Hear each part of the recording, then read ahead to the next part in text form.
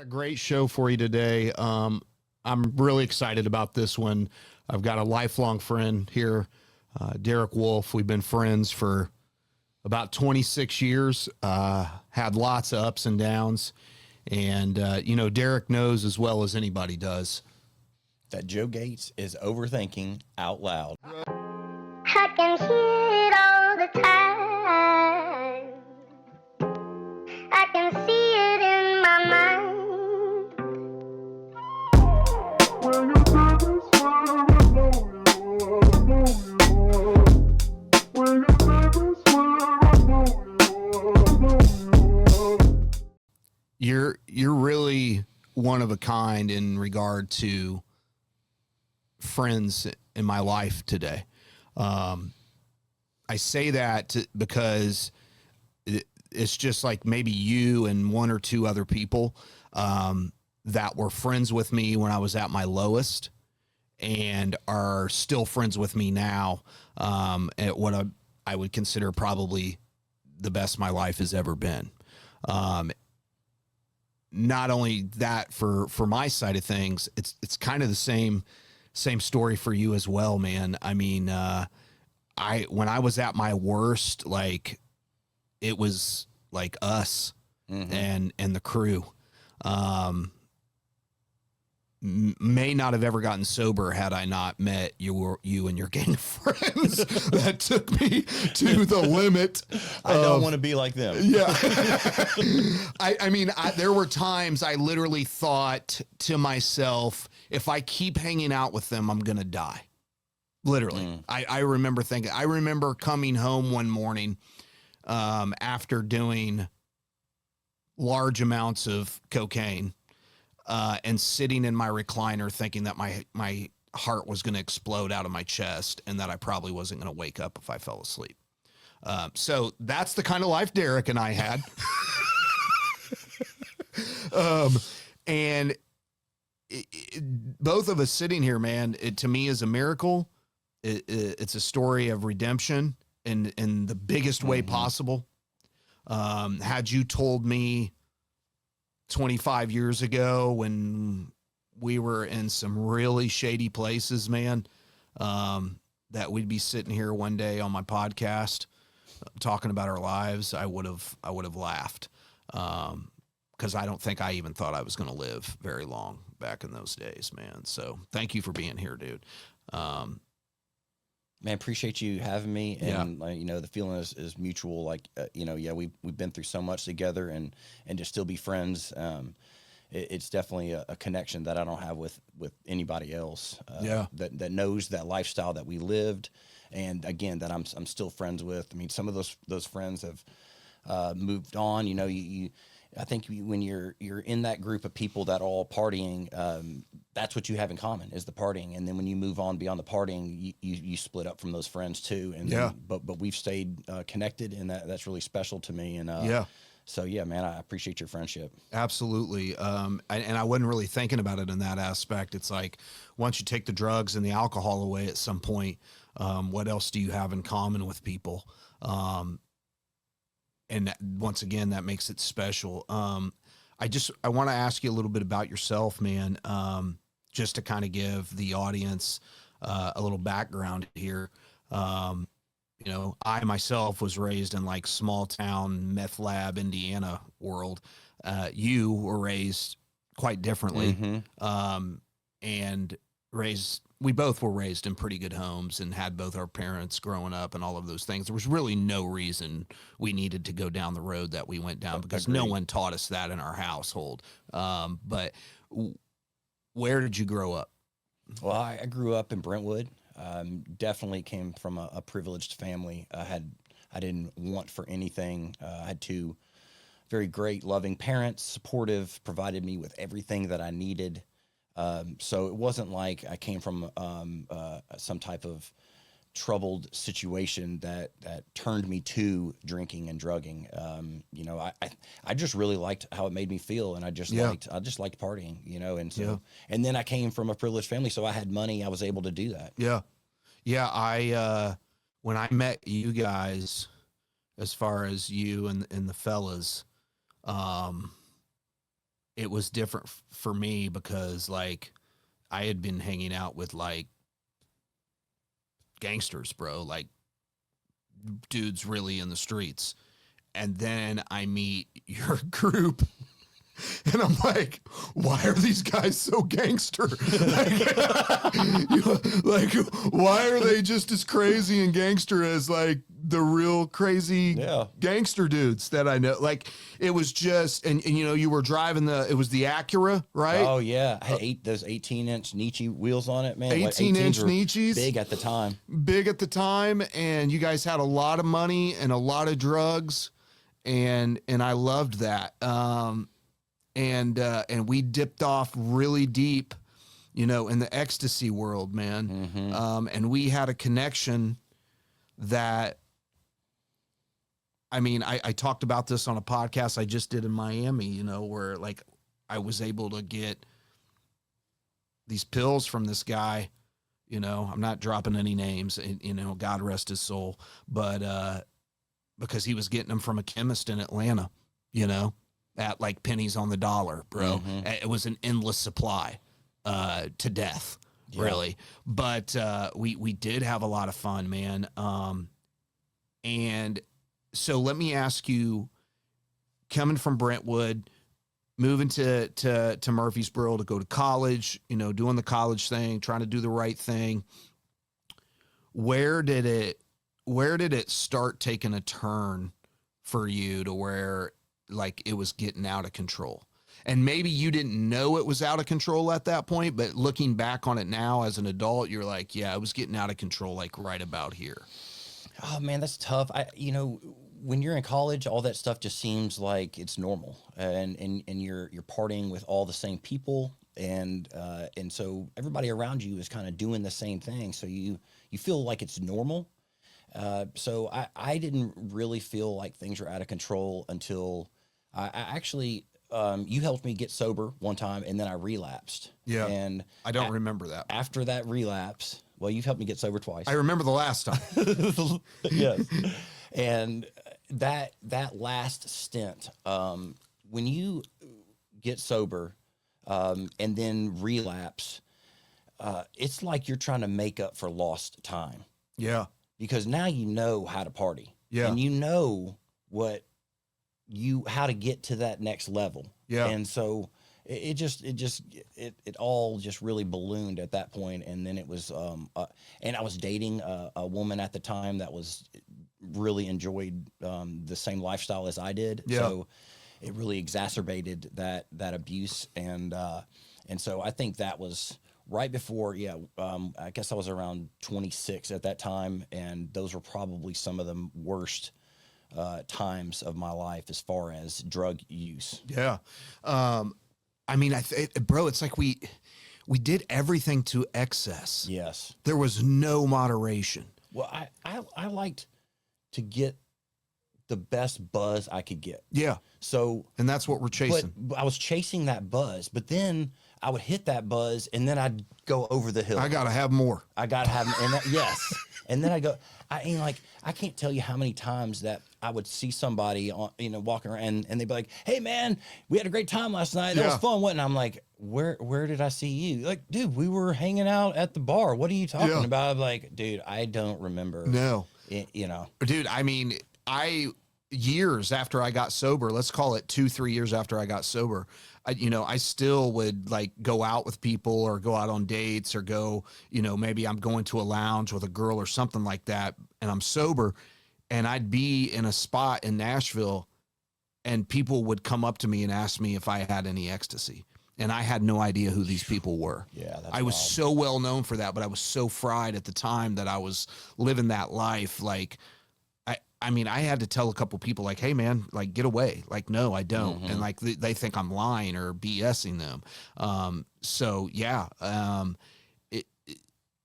We did everything in excess. And it's like, God, I remember so many times. I remember like sitting in a nightclub with you, a nightclub that opened at like 4 a.m. Oh yeah, downtown. Is it called the club? It was called the club. It was called yes. Yeah. And it opened at like 3 a.m. It opened at 3 a.m. And that was like, That was the like, but how I don't like, I remember details. I remember like sitting in the section and it's like me, you, and so and so and so and so and so and so, and we're just doped out of our minds, bro. Yeah. Just gone with the wind. People with the Vicks Vapo Rub blowing it in their faces. Blowing Vicks Vapo Rub in your face because you're on ecstasy and it felt good. You know, golly. And I have vivid memories of that, man. Yeah. I remember, gosh, man, I just remember, you know, the women we had around us that were so unhealthy and not doing well, and the influence we had on a lot of other people, you know, or if we would go out somewhere, like more than likely we're getting in a fight, you know. A lot of times, yeah. And at the time, man, I thought it was fun. Yeah. I thought it was fun, you know. What is something that you remember that like really stands out to you during that time of life? A memory that maybe it's a memory of like you didn't think you were going to make it out alive, or something where your life was really on the line in that moment, and you made it out, or, you know, just something that really stands out to you that sometimes you think back on and go, golly, man, that was crazy. Yeah.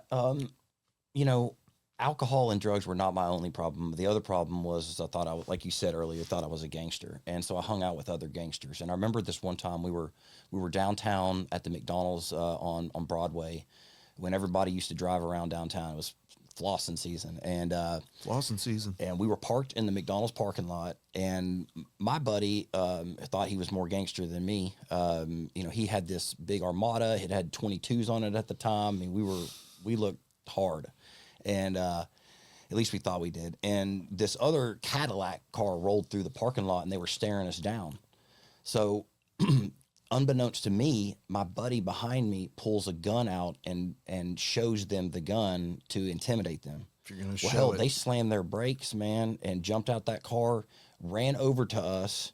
The guy took a swing at me and then grabbed my buddy, pulled the gun out of his hand, and then pointed it at his head, and then the gun went off, and I took off running. Wow. And so, I mean, In your mind, in while my you're mind, running, what's going on? My buddy is dead. He just took a bullet to his head. And so like they peeled out of there, and then when I walked around the car, blood was pouring out of his mouth, and he had not gotten shot, but they'd hit him in the mouth with this metal bar and knocked all his front teeth out. Wow. And the gun had gone off, and it went through the I guess through his vehicle.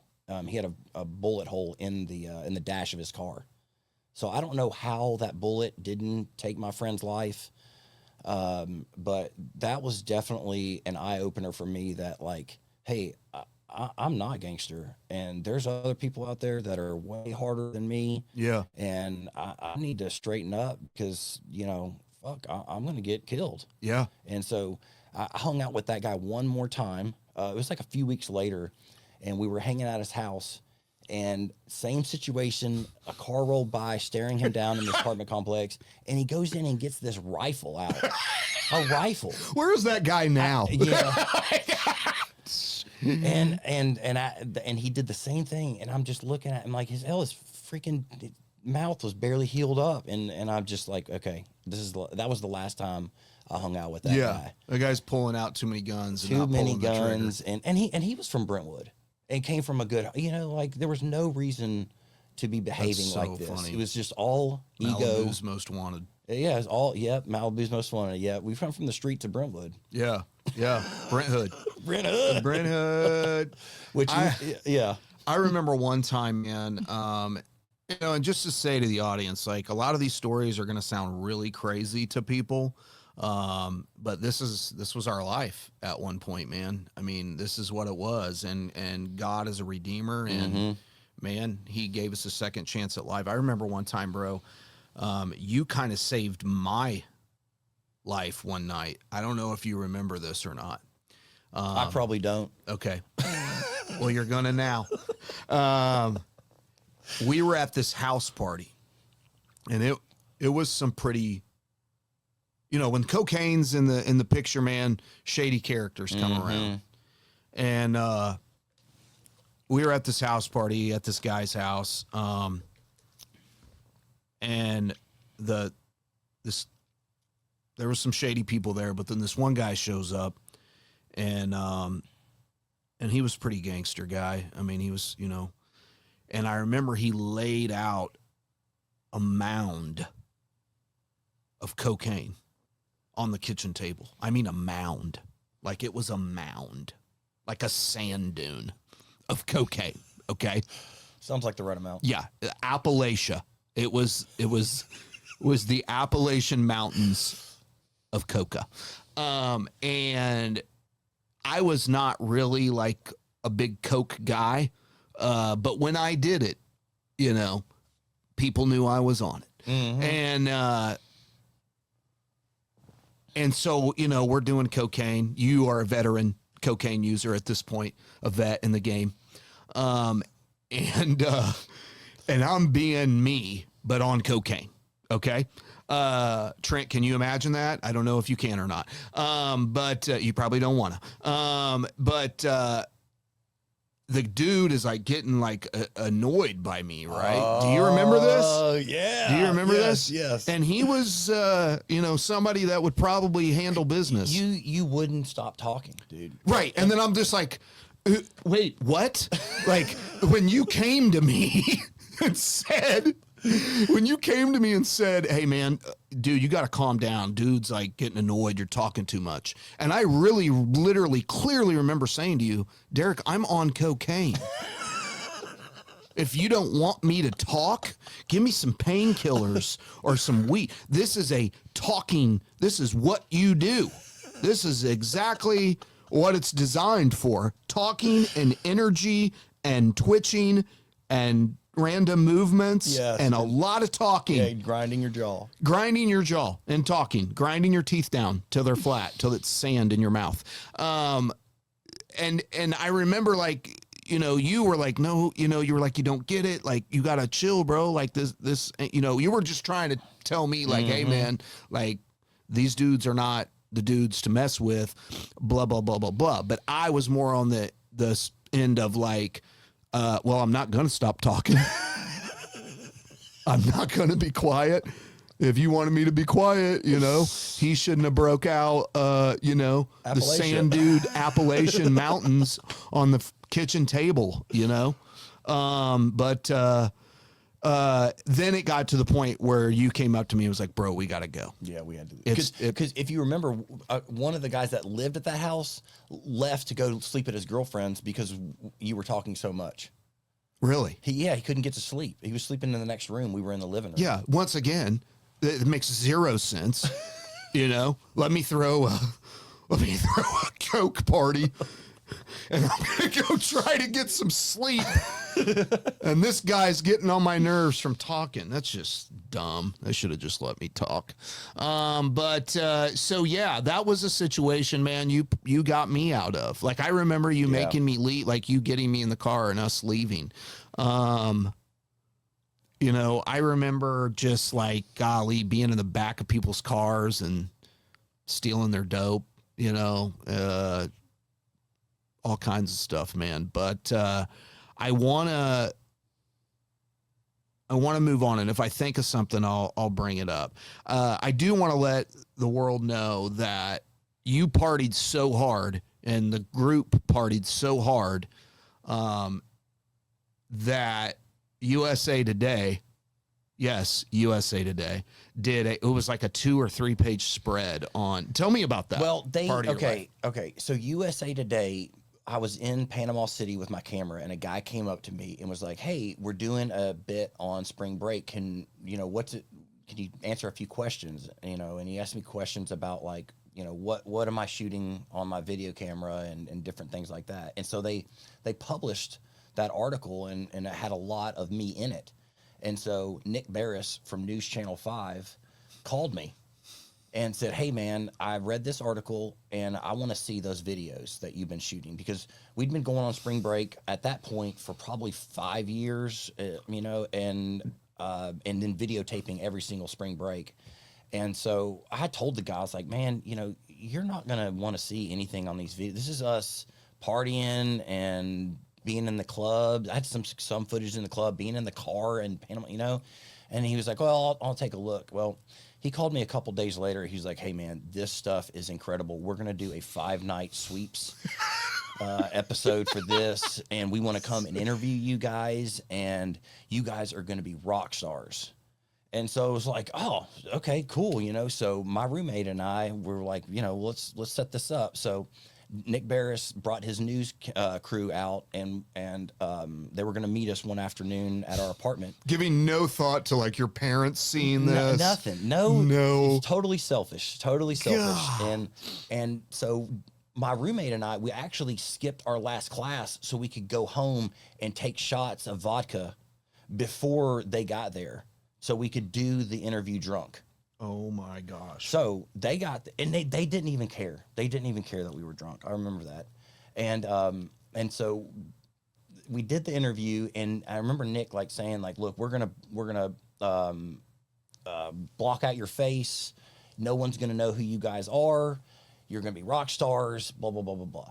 So I remember I was actually at a rugby party, and I was like, hey, I'm about to be on News Channel 5. And people were like, what are you talking about? And so like we gathered around the TV, and sure enough, man, there I am on the beach. It showed, they did a horrible job at blurring our faces out.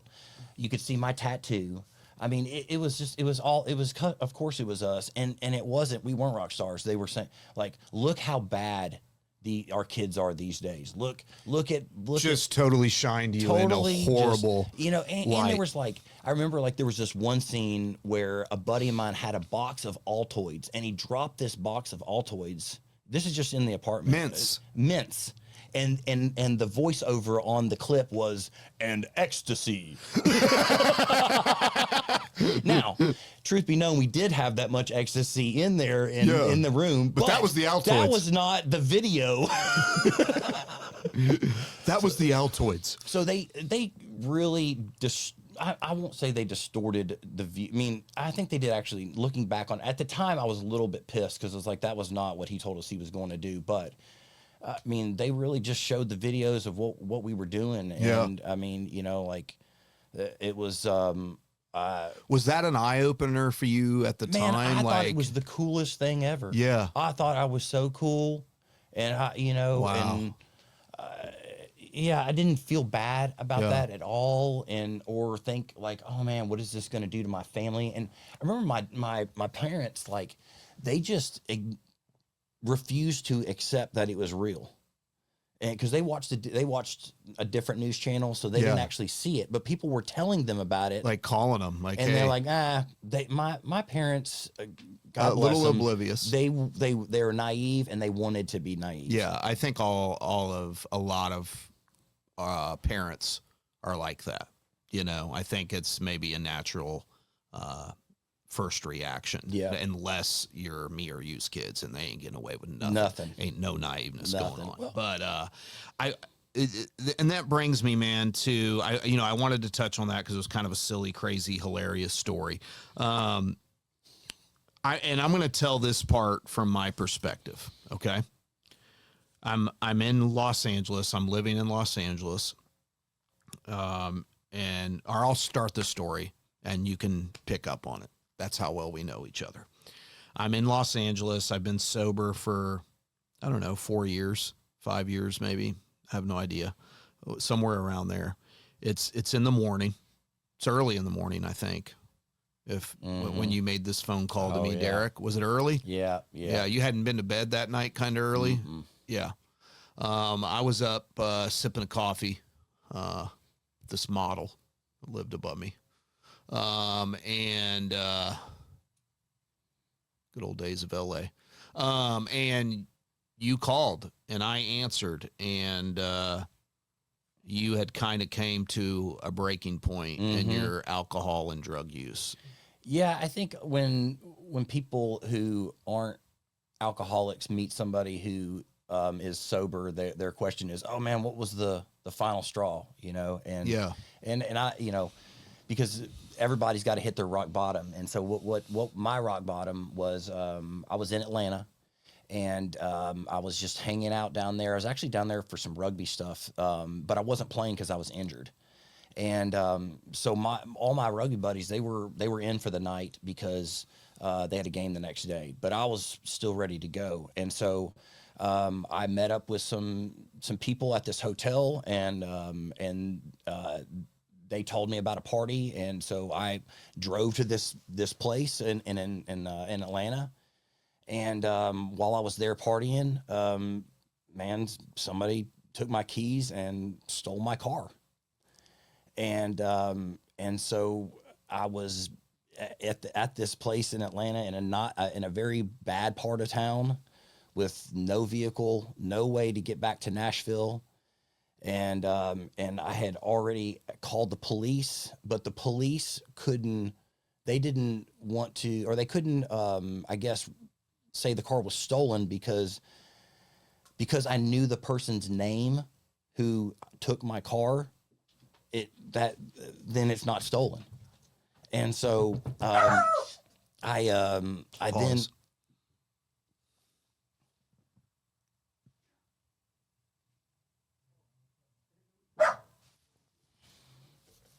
okay? I don't know. Somebody knocking on the door, making the dog bark. Was somebody knocking on the door out there? They're knocking on this door. Oh, is that? Oh, They get confused. did I knock on that door? Okay.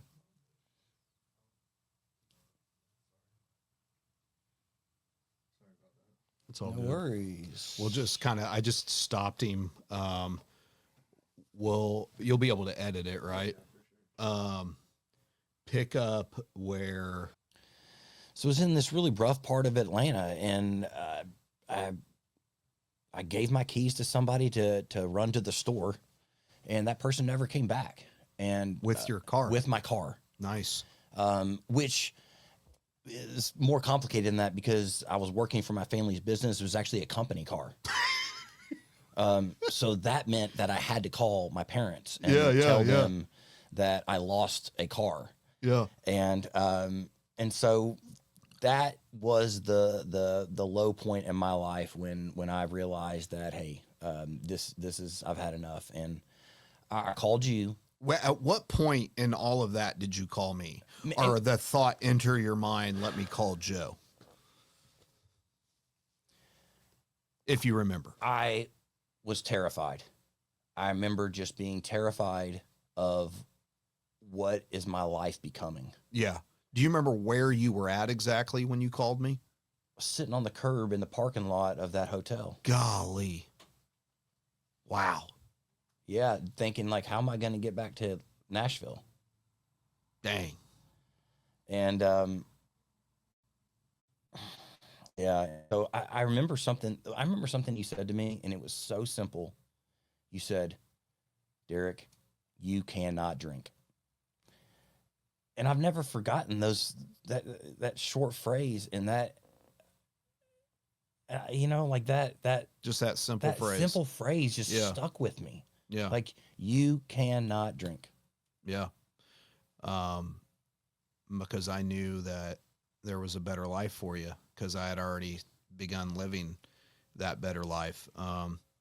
The other thing I said, I think, if you remember, because it was like the first time I said it, and I still say it now to guys that I'm trying to help get sober and things of that nature. But the first time I ever said it was to you. And it was that morning. And I said, Derek, the party's over, bro. The party is over, man. It's a wrap. There's nothing left to do. There's no more. We can't top this, guy. Yeah, right. We have gone to the mountaintop. Okay, we have surpassed all drug-induced expectations. We've done it. We're there. We're good. And I wanted to paint that picture for you. Like, there's nothing left out there for you, bro. You've hit the pinnacle. And I think we all have to get there at some point. Folks that drank and did drugs like you and I did, Sure, yeah. to the excess that we did. And for us, there was no middle of the road. No. There was no moderation. Hey, if a little is good, a lot's better. A lot is better. I still, to this day, when I watch people drink like 2 beers. Like my mind goes, why? Like, why? What is the point of you drinking 2 beers? Like, if you're not drinking 15, what's the point? When I first got sober, I remember going to a bar and I was sitting next to a person who said, "I'm starting to feel a buzz. I'm gonna stop drinking." And you were like, idiot. What? Like that did I had never even thought of that. Like that concept Yeah. never even crossed my mind. Yeah. For me, oh man, my buzz is kicking in. Now the beer doesn't taste as bad. Let's kick it up a notch. Yeah. These shots aren't as hard to get down. Yeah. Let's go. That was how we live, brother. That is the way we live, man. And it's crazy. It's crazy. I haven't had a drink in 23 years. You haven't had a drink in 18 years. We were talking earlier before we started filming, and together, combined, you and I have been arrested combined 12 times. Yeah. Yeah. And it's funny. It's a joke to us, and some people may wonder why we laugh about that now. It's because, one, God truly did a number on us. I mean, we really did change from the inside out. It wasn't a case of like willpower and willing myself to sobriety or white knuckling it or whatever you want to call it, or change. Like, I literally allowed a spiritual occurrence to occur Yes. in my life. However you look at that, whether Christian or how, whatever your Right. belief Yeah. Whatever is. your higher power is. Yeah. And and I consider myself a Christian, but I don't knock other people down. I don't punch down for other people's beliefs. I will try to lead you in the right direction, but so we got changed, man, and we went on into life, and even in sobriety, trials and tribulations. Yeah. You're a dad now. Yeah. You're a husband. You just had your third. Yeah. Okay. Yeah. You've almost caught up She's to a year me now. You've had all girls, I 3 hope to not girls. catch up to you. Yeah, come on, bring it. You've had 3 girls. You are now the what is your title? Oh, president and CEO. of President my and business. CEO of Wolfe Industrial.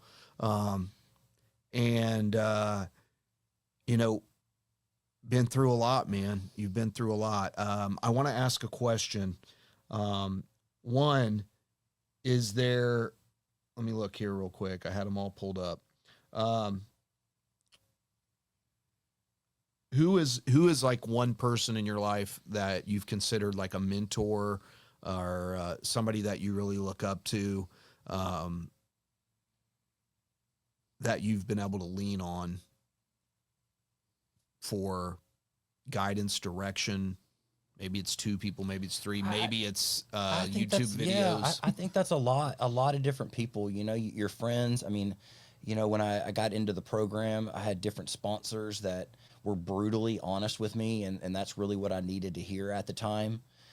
So I don't know if I could pin that on one person. I mean, obviously my parents have done, they supported me through that. So, finding that motivation externally and that direction externally was so important for me, because my moral compass was broken. And I think, when you talk about sobriety, like, alcohol is just a symptom, and it's really the selfishness of our character defects that really causes, in my opinion, that causes the excess and that abuse, and because you're just thinking about yourself. Yeah. Certainly having children and realizing that it's not about me, all about me, or hell, when you get married, you realize then it's not all about you. Yeah, at all, ever again in your life. No matter what. So, those Joe, and that's what I love about you, man, is you're always seeking and looking for a better path. And I think even during my times when I was abusing and living recklessly, I wanted to be a good person. Yeah. I wanted to be respected and to be a respectful person. And I remember, this is kind of crazy, but I remember being at a party one time, and I was on mushrooms, And you know, there's a lot of studies now that are coming out that mushrooms are you know, helping people with certain mental issues and PTSD and whatnot. Yeah, they probably do like a very minute. They probably did a little bit. Yeah, They probably did a little bit. I mean, they weren't eating the whole mushroom field. right. Yeah, I mean, they're probably not walking on the moon like I was, but yeah. I remember looking, I was by myself outside. It was like a campfire deal. And I remember looking up and just, I had this epiphany that like, hey man, you're not the person that you think you are. And you're not the person that is respected and respectful. And that's going to be a good person that contributes to society and looks out for others and is charitable and kind and just, you know, thoughtful and a good human being, you know. We were not. I was not, you know, and so, you know, I didn't change the next day, of course, but takes time. At least that in that moment, I realized that, hey man, I got to make some changes. Yeah. And so that took a long time from that moment.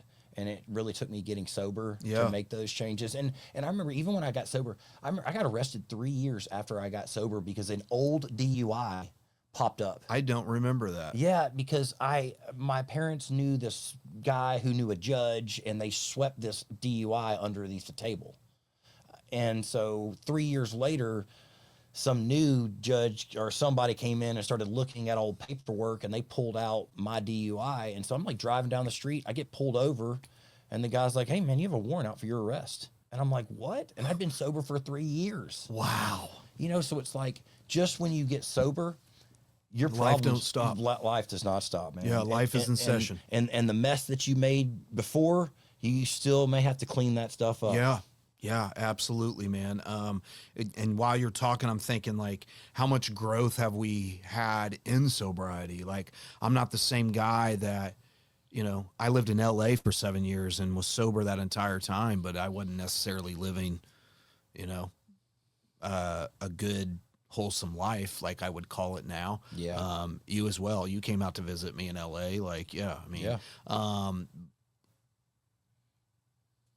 I want to, you went through something that a lot of people will never have to go through in their entire life. Your firstborn, very young at two, had Hodgkin's. No. Pre-B-ALL leukemia. Pre-B-ALL leukemia, which is a very aggressive. Yes. Aggressive cancer. You called me while I was living in Atlanta at the time, and you told me this, and heartbreaking to say the least. So I can't imagine what it was like for a parent. I want to bring this up because the end of the story is like the best ending you can imagine, right? I mean, you know, your baby was suffering immensely, and you were and your wife were watching this happen, and sleepless nights, and you know, I came up a few times and stayed with you there at the hospital or whatever. You were the first one to come visit. Yeah, I mean, you know, who's the better friend? Drove up from Atlanta. Yeah, and you were broke at the time. Broke. I remember that, man. Yeah. Why did you have to give me some money when I came up? No, but I knew your situation. You're like, when you pulled up, you just look like the biggest broke loser I've ever seen in my life. It just meant so much to me because, you know, I had friends in Nashville who didn't come to visit. And so like for you to make that trip from Atlanta, man, when you were under, you know, stress yourself, you know, you know, that's a truly selfless act. It was, I guess, but not really, because I mean, yeah, I guess it was selfless, but when you're friends with somebody, you're friends with somebody, bro. Your friend needs you, you show up, period. And I live on loyalty. And I show up for the people that I know are going to show up for me, and I probably show up for people that wouldn't show up for me. Yeah. You know what I'm saying? Oh, I know. It's just show up, you know? Well, that's so hard for me. Man, I lost friends during that time. Like friends that didn't show up, and I had one friend that didn't show up, and when I questioned him on that, man, that was the last time Last time I ever heard from him. Yeah. And so, yeah, you know, and that was a high school friend. Yeah. That was a friend I'd It's had crazy. for When a long tragedy time. happens, man, you find out who's with you and who's not. You know what I'm saying? It is, man. It's sad, but yeah, Arlie, yeah, she was 2. She was diagnosed with leukemia. We went through a month of treatment at Vanderbilt, and she got into remission. So we lived at Vanderbilt for a month. She got into remission, and then things were going great, man. And for about a year and a half, we went to a routine checkup. And they called us that evening, and when they said, you know, your child has relapsed, and there's leukemia in her blood again, and that means that it's a lot more serious now, because when you relapse on treatment, it means the first treatment's not strong enough, and they've got to do something stronger. So, went through it, bro. Yep. So Went through it. I feel like I was there, you know, like the whole time, like not physically, but just, because, dude, we had baby girls at the same time. Yeah. Our 2 oldest daughters are the same age. I would bring Callie to the hospital, and Callie would come up with me and hang out with Arlie, and that was beautiful. You know what I'm saying? was, yeah. I sometimes the pictures pop up in my memories of them riding in the little car in the wagon down the hallway of Vanderbilt. Yeah. I want to ask you, because Arlie's great now. She's as healthy as can she's be. Great. Playing You've had basketball, 5th grade. 2 more healthy babies 2 more, after her. What is the biggest lesson that you learned from that time period of not knowing whether or not your child was going to live or die? So I remember, okay, so when she relapsed, we had to, we literally lived at the hospital for about 6 months. Yeah. And so we were stocking the room with food. So I would go to the grocery store down the street and and get things and bring it back to the room to stock this little fridge that we had in the room. The fridge that I snuck in there because they wouldn't let us have a fridge. It's crazy. But anyways, I remember standing in line at the grocery store. This was when Arlie had just had her bone marrow transplant, and she was having some major adverse reactions, and she had these like sores that were covered her body. Yeah. And they were burning and itching, and she would was ask crying. me, yep, and they had her hooked up to the I can't remember what painkiller it was, but it had the little button that you push, and she would look at me and say, Daddy, push the button. And I would say, Arlie, we just pushed the button 10 minutes ago. We have to wait before we can push the button again. And that was so hard. Yeah. And so I remember being at the grocery store, and there was people, I was standing in line, and there was people in front of me and people behind me. And I was like thinking like, oh my God, my daughter is suffering right now. And I don't know if she's going to make it. But none of the people standing right next to me had any idea what I was going through. And so it just really taught me that when we're walking around, we don't know what other people are going through. Yeah. Everybody is struggling with something. Yeah.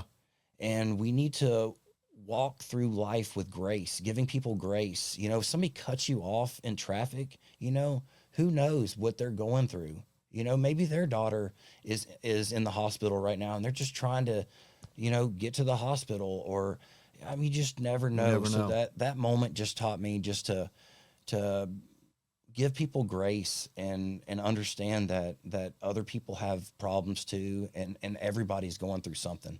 Yeah, man. I the way you explain that, I love it, because all those people in line and had no idea that the guy in between them didn't know if his daughter was going to make it. And that is a great lesson to learn, you know, to have some empathy towards anyone that we're around. Yeah. Empathy. No matter who it is, no matter, you know, we judge people so easily now. And then, you know, then the powers that be turn that into a political thing, and, you know, whatever they can do to separate us and get us fighting each other and all of those things. And, in the midst of all that, if we would just remember that we just need to love everybody. Yeah. That's what we're called to do. We're called to be here. And I keep saying this because it rings in my head every day. Christ calls us to love. He's not calling us to be loved. Oh man, yeah, that's strong. Right? Yeah. And I think I've said that on maybe every show, because that's just not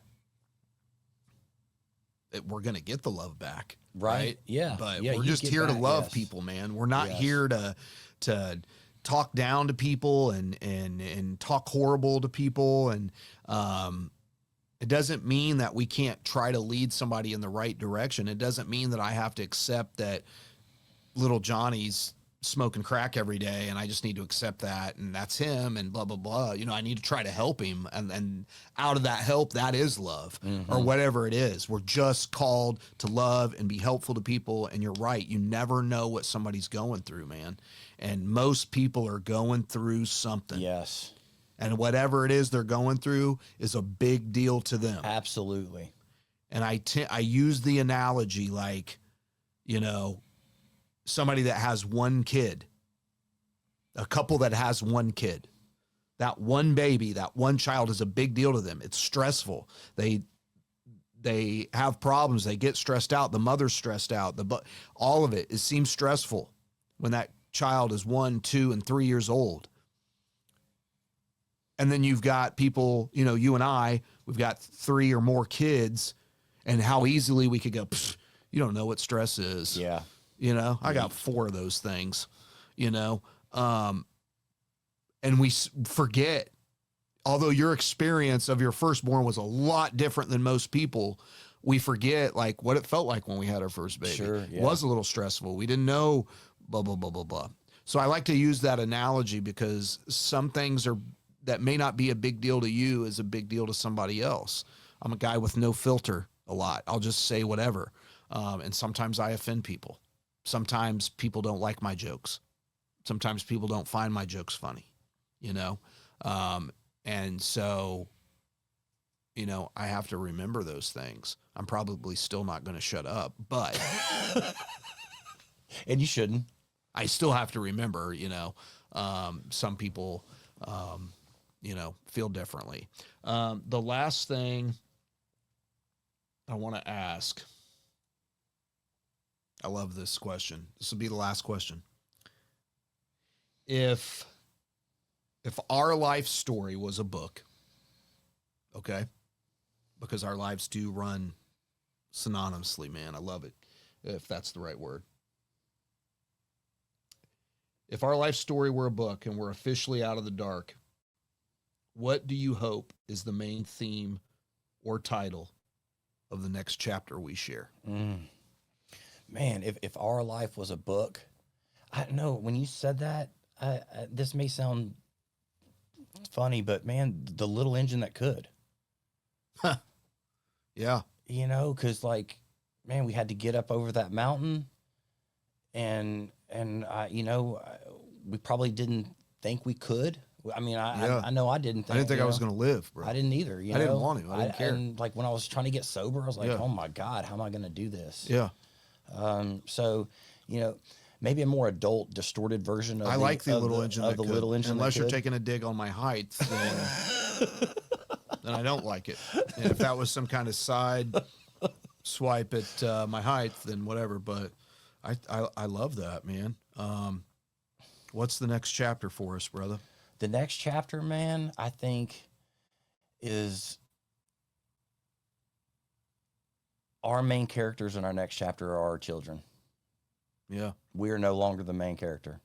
you're right, bro. You know, You're right. we were at the beginning, you know, but when we got over that hill, it's not about us anymore. No. And so the next chapter is us leading our family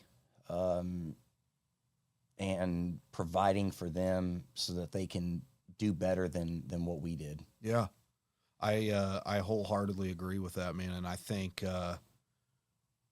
you're doing a great job of that, brother.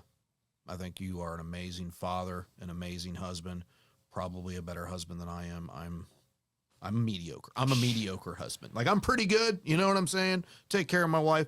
But I the work mouth, on- I haven't, yeah. I haven't closed the mouth yet. I can't get that thing to just hush it.